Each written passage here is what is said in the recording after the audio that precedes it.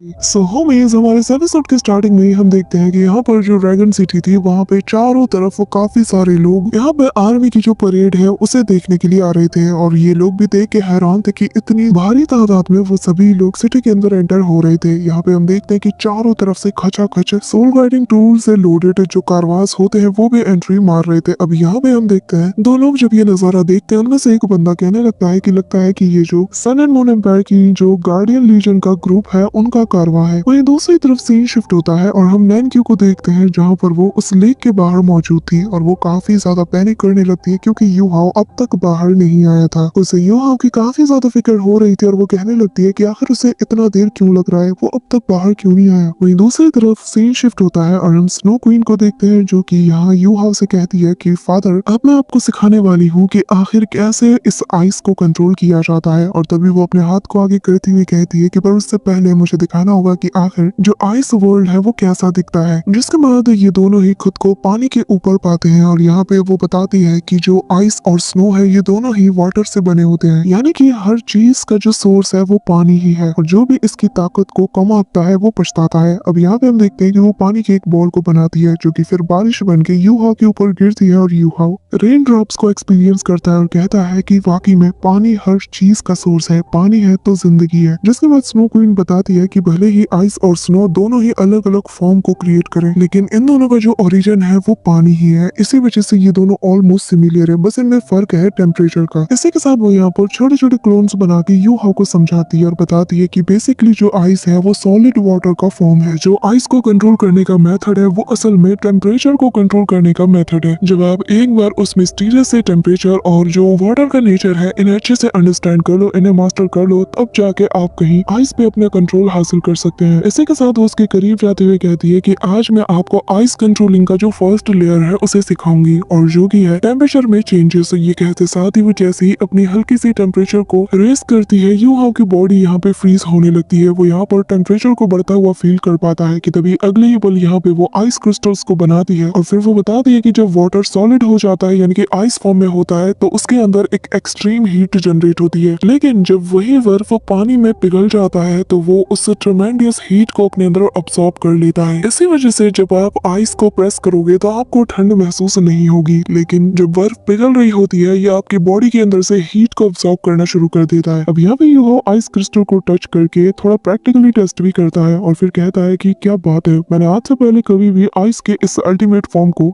इतना closely observe नहीं किया। अब मुझे मेरे जो पुराने टेक्निक्स है और जो पुराने मेथड्स है उस पे गौर करने का मन कर रहा है। कोल्ड का मतलब ये नहीं कि सिर्फ हम टेम्परेचर को यहाँ पे कंट्रोल कर रहे हैं, लेकिन जो सबसे ज्यादा चीज मैटर करती है वो ये कि हमें आइस के जो ट्रू एसेंस है उसे अंडरस्टैंड करना होगा। जिस पे स्नो क्वीन भी हाँ में जवाब देती है। यहाँ पे यूहाओ थोड़ा प्रैक्टिस करता है और ये जो अभी 5 मिनट तक स्नो क्वीन ने केमिस्ट्री पे जो नॉलेज दिया है ना, जिसके पल्ले नहीं पड़ा वो कमेंट में अपना नाम जरूर लिखना। जिसके बाद हम यूहाओ को देखते हैं जो कि स्नो क्वीन से कहता है कि ठीक है मैं तुम्हारी गाइडेंस पे गौर करूंगा और इसे अच्छे से प्रैक्टिस करूंगा। जो सुनकर स्नो क्वीन उसे कहती है कि मुझे उम्मीद है कि मेरी ये नॉलेज आपके बहुत ज्यादा काम आएगी। जब आप स्पेशली अपने जब सेकंड कोर को फॉर्म करोगे तो ये चीज तब आपको अच्छे से गाइड करेगी। इसी के साथ वो यहाँ पे बताने लगती है कि यहाँ का जो टेम्परेचर है वो ठीक ठाक लेवल तक तो पहुंच चुका है, तो अब जाओ और जाके जो बाकी के जो ब्लॉक्स है उन्हें अब्सॉर्ब कर लो, क्योंकि यहाँ का जो तापमान है ये ठीक ठाक बढ़ चुका है और अब तुम इसे इंडोर कर सकते हो। और जो बाकी के 6 एक्सट्रीम आइस पिलर्स हैं जो कि 10,000 साल से भी ज्यादा पुराने हैं उन्हें अब्सॉर्ब कर लो। इसी के साथ यूहाओ हाँ में जवाब देते हुए आगे बढ़ता है और वो वहाँ पे लोटस पोजीशन में बैठ जाता है और यहाँ इन आइस की जो एनर्जी होती है यूहाओ इन्हें अब्सॉर्ब करने के लिए सेंटर में बिल्कुल शांति से बैठ जाता है। जो देखते साथ ही जो स्नो क्वीन है वो भी अपने सील पावर का यूज करते हुए मिस्टिक आइस क्रिस्टल से एनर्जीज को बाहर निकालना शुरू कर देती है और बताती है कि हर 10,000 साल में जो मिस्टिक आइस क्रिस्टल होती है ये नेचर की तरफ से हमारे लिए एक गिफ्ट है। बट अनफॉर्चुनेटली ये जो केव है ये एक्सट्रीमली नॉर्थ में मौजूद नहीं है, वरना ये जगह और ज्यादा बेहतर होती और हो सकता है कि इस जगह को वहां से मूव किया गया हो। हालांकि ये जगह ठंडी है लेकिन एक्सट्रीम नॉर्थ में जो टेम्परेचर है उसके आगे ये जगह कुछ भी नहीं और ना ही ये जगह मिस्टिक आइस केव को लगातार कंटेन कर सकती है, क्योंकि ये जगह इसके लिए सूटेबल है ही नहीं और जल्द ही ये जगह भी पूरी तरीके से कोलैप्स कर जाएगी। अब यहाँ पे हम यूहाओ को देखते हैं जिसने कि फर्स्ट ब्लॉक को बहुत इजीली अब्सॉर्ब कर लिया था और क्योंकि इस जगह की जो मिस्टिक आइस क्रिस्टल से उन्हें ये लोग अब्सॉर्ब कर चुके हैं और बस थोड़ा बहुत ही बचा था जैसा कि यूहाओ भी अब्सॉर्ब किया जा रहा था, तो जो पावर जो एनर्जी इस जगह को होल्ड की थी वो धीरे धीरे कम होने लगती है और ये जगह कोलैप्स करने की कगार तक पहुंच पहुंचने लगती है, जो देख के तियान मिंग और बाकी सब हैरान हो जाते हैं। इनके सामने बड़े बड़े पिलर्स गिर रहे थे और वॉल में भी क्रैक्स बनने लगते हैं। इसी के साथ जो लास्ट आइस ब्लॉक था उसे जब वो पूरी तरीके से अब्सॉर्ब यूहाओ कर लेता है तो उसके बालों का कलर भी चेंज हो जाता है और तभी वो आखिरी ब्लॉक भी जमीन पे जा गिरता है। अब यहाँ पानी के अंदर तेज हलचल होने लगती है, जो देखकर नैनक्यू भी काफी ज्यादा फ्यूरियस हो जाती है और अगली पल यहाँ पे बर्फ के क्रिस्टल्स बनने लगते हैं, जिन्हें फाड़ता हुआ यूहाओ पानी के अंदर से बाहर निकलता है। यूहाओ अपनी आंखें खोलता है और उसे सही सलामत देखकर नैनक्यू काफी ज्यादा राहत की सांस लेती है और कहती है कि यूहाओ, शुक्र है कि तुम बिल्कुल ठीक हो। जिसपे यूहाओ जमीन पे लैंड करते हुए सबसे पहले नैनक्यू का शुक्रिया अदा करता है कि वो इतने प्रीशियस केव के पास उसे लेके आई, क्योंकि उस मिस्टिक आइस मैरो को पूरी तरीके से अब्सॉर्ब करना मेरे लिए काफी ज्यादा फायदेमंद रहा। मेरी स्ट्रेंथ भी इससे काफी ज्यादा इंक्रीज हो चुकी है। मेरी जो अल्टीमेट आइस पावर है ये पहले से ज्यादा काफी कोल्ड और प्योर हो चुकी है और ये सब कुछ हुआ बस तुम्हारी वजह से। और मोर इम्पोर्टेंटली मेरी जो अपनी लाइफ फोर्स है ना, ये भी काफी हद तक एनहेंस हो चुकी है। इसी के साथ वो आइस गॉड क्रिस्टल को उसके सामने दिखाते हुए कहता है कि ये वही रेयर मेटल है जो कि मुझे इस केव के अंदर मिला। यहाँ पे नैनक्यू भी जब उस क्रिस्टल को देखती है तो वो काफी ज्यादा हैरान थी कि तभी यूहाओ उसे ये देते हुए कहता है कि मेरे लिए एक काम करो, तुम्हें जल्द से जल्द वापस जाना है और मास्टर जुआन और सेकंड ब्रदर वो दोनों मिलकर इसका काफी अच्छा यूज करेंगे। मुझे यकीन है कि इसके जरिए से वो लोग काफी एडवांस सोल टूल को फॉर्ज कर पाएंगे। यहाँ पे उस चीज को लेते हुए नैनक्यू से सवाल करती है कि पर तुम्हारा क्या, तुम यहाँ पे क्या करोगे, क्योंकि जब तुम इस पानी के अंदर थे ना तब यहाँ पे सन एंड मून एम्पायर की एक पूरी की पूरी फौज सिटी के अंदर एंटर हुई है और ये लोग ड्रैगन सिटी के पास ही अपना एक कैंप को भी बना रहे हैं। ये सुनकर ये दोनों अब सिटी की तरफ रवाना हो जाते हैं, जहाँ पर रास्ते में यूहाओ नैनक्यू को बताता है कि जो ड्रैगन सिटी है वो इस वक्त सन एंड मून एम्पायर के कब्जे में है और यहाँ इनके आसपास ऐसा कोई नेशन, ऐसे कोई दुश्मन नहीं, ना यहाँ पर सन एंड मून एम्पायर की जो मेन फोर्स है वो तैनात है। कल तक ये जगह बिल्कुल ठीक थी, लेकिन अचानक से इतने सारे आर्मी कैंप्स को यहाँ पे सेटअप करना, इसके पीछे मकसद क्या है? अब तो कोई दुश्मन भी नहीं, आखिर इनके पीछे का मकसद क्या है? यहाँ पे यूहाओ कंफ्यूज था कि तभी नैनक्यू कहती है कि मैं समझ सकती हूँ कि ये लोग कुछ बहुत बड़ा प्लान कर रहे हैं, लेकिन मेरे अंदर हिम्मत नहीं कि मैं इनके करीब जाकर इनके प्लान को ऑब्जर्व कर सकूं। लेकिन अगर इनके लुक से मैं देखूं तो यहाँ पर 20,000 से भी ज्यादा ऐसे सोल्जर्स हैं जिनके पास हाई क्वालिटी के सोल गाइडिंग टूल्स हैं। जिस पर यूहाओ कहता है कि नैनक्यू, चलो यहाँ से हम लोग आपस में बच जाते हैं, तुम वापस जाओ श्रेक एकेडमी, वहाँ पे जाके इस रेयर मटेरियल को उनके हवाले करो, मैं यहाँ पे रह के पता लगाता हूँ कि आखिर इन लोगों का प्लान क्या है। जिस पर ये मान जाती है और हमें थोड़ी देर बाद का सीन दिखाया जाता है, जहाँ पर ड्रैगन सिटी के आउटसाइड में पहुंच जाता है यूहाओ और अपने माइंड डिटेक्शन टेक्निक की मदद से वो यहाँ हर एक चीज को स्कैन करता है। वो पाता है कि यहाँ पर 100 से भी ज्यादा हाई क्वालिटी के जो सोल डिटेक्शन टूल्स हैं वो यहाँ ड्रैगन सिटी के ऊपर तैनात किए गए हैं और ड्रैगन सिटी के बाहर इतनी बड़ी फौज और इतने टूल्स को एक साथ तैनात करना कोई बहुत बड़ी खतरे की निशानी है। यूहाओ समझ नहीं पा रहा था कि आखिर इन लोगों का प्लान क्या है। यूहाओ चारों तरफ स्कैन करता है, उसे यहाँ पर बेस कैंप्स भी नजर आते हैं, सोल्जर्स भी नजर आते हैं कि तभी उसे एक फ्लैग नजर आता है जो कि हवा में लहरा रहा था और उस पे फीनिक्स मार्क बना था और ये सन एंड मून एम्पायर की fire phoenix soul engineering group है, जो कि इनकी जो 5 सबसे ज्यादा डिफेंसिव और गार्डियंस ग्रुप में से एक मानी जाती है। और इस वक्त तो डिनर टाइम होने वाला है, लेकिन फिर भी ये लोग पूरी तरीके से चौकन्ने हैं। चारों तरफ पेट्रोलिंग हो रही है, जिसका मतलब ये है कि इनका मकसद कोई छोटा तो नहीं हो सकता और ड्रैगन सिटी तो बस इनके लिए एक प्यादा है, इनका रियल ऑब्जेक्ट कुछ और है। लेकिन क्या है वो रियल ऑब्जेक्ट? अब यूहाओ समझ जाता है कि मामला इससे पहले कि और ज्यादा सीरियस हो, उसे जाकर इस मामले के तह तक पहुंचना ही होगा। इसी वजह से वो जंप करता है और सीधा कैंप का जो वॉल था उसके पार पहुंच जाता है। यहाँ पे आते साथ ही जो लाइटनिंग टूल्स थी जो कि यहाँ लोगों को डिटेक्ट करती हैं, वो इमीडिएटली एक्टिवेट हो जाती है और जरा सी चेंजेस को फील करते साथ ही आसपास यहाँ पे लेजर्स जो है वो यहाँ डिटेक्ट करना शुरू कर देते हैं, लेकिन यूहाओ बहुत इजीली उन लेजर से डॉज कर जाता है और एक सिक्योर जगह पे पहुंच जाता है और वो डिसाइड करता है कि वो यहाँ पर किसी प्रिजनर या फिर किसी इंसान को पकड़ेगा और यहाँ की जो मेन मिलिट्री फोर्स है उनके बीच में जाकर सारी बातों का पता लगाएगा। तभी यूहाओ को यहाँ पे एक बकरा भी मिल जाता है। वो इमीडिएटली अपने माइंड पावर की मदद से उसे अनकॉन्शियस करके गिरा देता है, लेकिन इसके सिर के टोपी के ऊपर जो अलार्मिंग डिवाइस लगा था जो कि किसी भी सस्पिशियस एक्ट पर रिंग करता है, वो यहाँ पे साउंड करना शुरू कर देता है, जो देखकर यूहाओ भी समझ आता है कि इस बार सन एंड मून एम्पायर कोई भी रिस्क नहीं लेना चाहती और जितना ज्यादा सन एंड मून एम्पायर के प्रिकॉशंस को वो देखता है ना, उतना ज्यादा वो क्यूरियस हो जाता है कि आखिर उनका प्लान है क्या। यहाँ पे हम देखते हैं कि सारा सिस्टम एक्टिवेट हो जाता है और यूहाओ एस्केप करने लगता है और कहता है कि वाकई में सन एंड मून एम्पायर का जो डिफेंसिव सिस्टम है ये पहले से कई गुना ज्यादा एनहांस हो चुका है। अब यहाँ पे यूहाओ इमीडिएटली स्नो क्वीन की पावर्स का यूज करता है और वो आइस डोमेन को